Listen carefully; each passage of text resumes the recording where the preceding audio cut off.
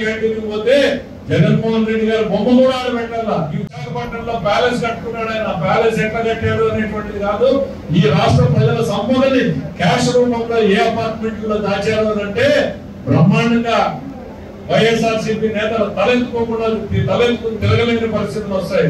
అవకాశం వచ్చినప్పుడు పోయి మీరు కూడా ఒక ఫోటో తీసుకుని సెల్ఫీ పెట్టి 1000 కోట్లు దాచింది ఈ అపార్ట్మెంట్ లోనే అని చెప్పి గ్రూపుల్లో పెట్టండి. ప్రజలకు నిలుస్తాయి మన సొమ్ము ఎక్కడికి పోయింది అనేటువంటిది.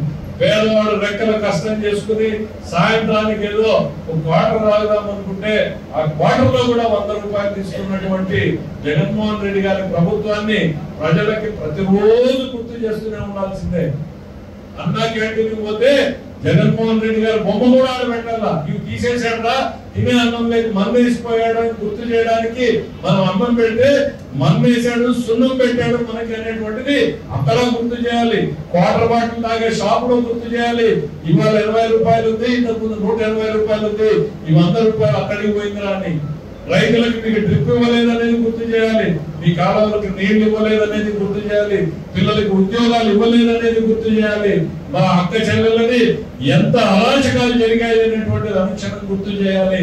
అరాచక పాలన ఒకవైపు, ఇవాళ సాంప్రదాయబద్ధంగా రాష్ట్రం కోసం శ్రమిస్తున్నటువంటి చంద్రబాబు నాయుడు మరోవైపు. ఈ తేడాన్ని ప్రతి రోజు కూడా మనం గుర్తు చేస్తూనే ఉండాలి అనేటువంటిది మీ అందరినీ కోరుతూ, రాష్ట్రంలో ఆర్థిక విధ్వంసం సృష్టించినటువంటి గత ప్రభుత్వ పాలన నుంచి బయటపడడానికి ఈ రాష్ట్రంకి మరింత సమయం పడుతుంది అనేటువంటిది ఈ సందర్భంగా చెప్పాలి.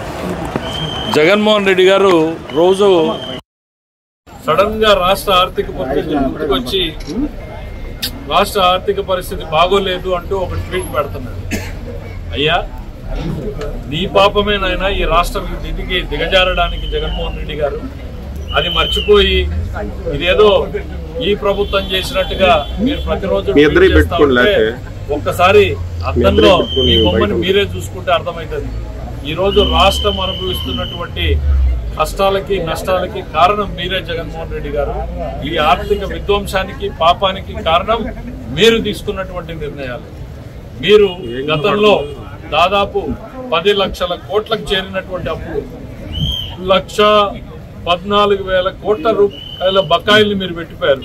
1,14,000 కోట్ల బకాయిల్ని పెట్టిపోతే దశల వారీగా మేము చెల్లించుకుంటూ వస్తా ఉన్నాం. ఎంప్లాయీస్ బకాయిలు ఇంకా ఉన్నాయి. పోలీసు లీవ్ ఎన్కాష్మెంట్ ఇవ్వనటువంటి పరిస్థితి వచ్చింది. పిఎఫ్లని మీరు వాడేసినటువంటి పరిస్థితి వచ్చింది. స్త్రీనిధి ఫండ్స్ ని డైవర్ట్ చేసినటువంటి పరిస్థితి వచ్చింది. అన్ని అరాచకాలు ఎంత స్థాయిలో జరిగాయి అనంటే, భారతదేశంలో రిపోర్టు తయారు చేస్తే అప్పు తీసుకోలేనటువంటి పరిస్థితికి చేరుకున్న ఏకైక రాష్ట్రం ఏంది అనంటే ఆంధ్రప్రదేశ్ అనేటువంటి తేల్చి చెప్పినటువంటి పరిస్థితి. ఈ నిర్వాకం మీది కాదా? ఈ పాపం మీది కాదా జగన్మోహన్ రెడ్డి గారు? చెడిపోయినటువంటి రాష్ట్రాన్ని నిలబెట్టేటువంటి ప్రయత్నం చేస్తోంది చంద్రబాబు నాయుడు గారి ప్రభుత్వం. ఎన్ని రకాలు 95 కేంద్ర ప్రభుత్వ పథకాలను ఆపేసింది మీరు కాదా? ఆ 60% వాడేసింది మీరు కాదా? ఇవాళ మేము ఆ 60% ప్లస్ 40% 100% ఫండ్స్ ని మేము కేంద్రానికి 12,000 కోట్ల రూపాయలు చెల్లించి 75-76 పథకాలను రివైవ్ చేశాం. రాష్ట్రంలో ఆర్థిక విధ్వంసానికి మూల కారణమైనటువంటి జగన్మోహన్ రెడ్డి గారు ట్వీట్లు పెడుతుంటే దొంగ నడిచినట్టుగా ఉంది. చేసిన పాపాలు మీరు, మీ పాపాల ఫలితమే ఈరోజు ఈ రాష్ట్రం అప్పుల ఊపులో కూరుకుపోయింది. మేము అప్పులు చెల్లించిందేదో ఆ డబ్బులు తీసుకున్నారు, ఏం చేశారని. ఆయన నువ్వు చేసినటువంటి అప్పులకి వడ్డీలు కట్టడానికి, అప్పులు తీర్చడానికే కొత్త అప్పులు చేయడం జరుగుతోంది తప్ప తినడానికో ఇంకో దేనికో కాదు అనేటువంటి జగన్మోహన్ రెడ్డి గారు తెలుసుకుంటే మంచిది. ఇక కాంట్రాక్టర్ల బిల్లుల బకాయిలు విపరీతంగా ఉన్నాయి. మేము వచ్చిన తర్వాత దశల వారీగా క్లియర్ చేసుకుంటూ వచ్చాం. మాక్సిమం ఇవాళ రిలీఫ్ చేశాం. ఇంకా ఎక్కడైనా పాత ఉంటే కూడా వెతికి వాటినే ప్రయారిటీలో పెట్టి రిలీజ్ చేసేటువంటి పరిస్థితుల్లో కూడా ఉన్నాం. ఎందుకు అనంటే దాదాపు కాంట్రాక్టర్లని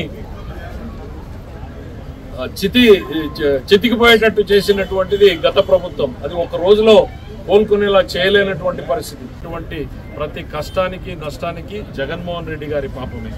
సార్ ఒకటి, ఆడబిడ్డ నిధి పథకం అమలు చేయాలంటే రాష్ట్రాన్ని అమ్మాలని చెప్పాను, అది నిజం ఉందా సార్?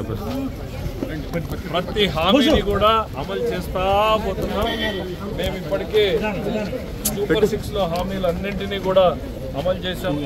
అన్నదాత సుఖీభవని కేంద్రం రేపు ఎప్పుడు ఇవ్వబోతుందో అప్పుడు వెంటనే దాంతో పాటు రాష్ట్ర ప్రభుత్వం ఇవ్వాల్సినటువంటి నిధులను కూడా ఇవ్వడం చేయడం జరుగుతుంది.